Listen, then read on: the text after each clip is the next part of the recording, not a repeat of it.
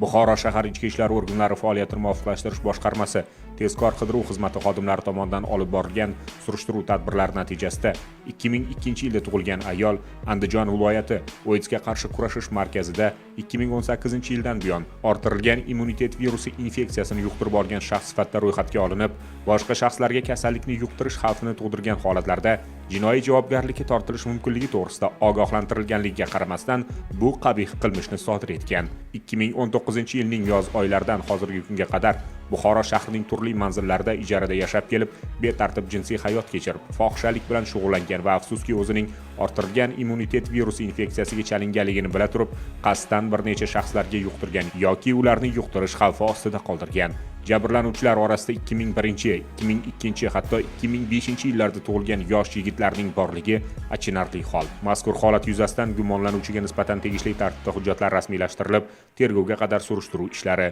olib borilmoqda. Shu o'rinda Ichki ishlar vazirligi tezkor qidiruv departamenti barcha yurtdoshlarimizni, ayniqsa yoshlarni ogohlantiradi.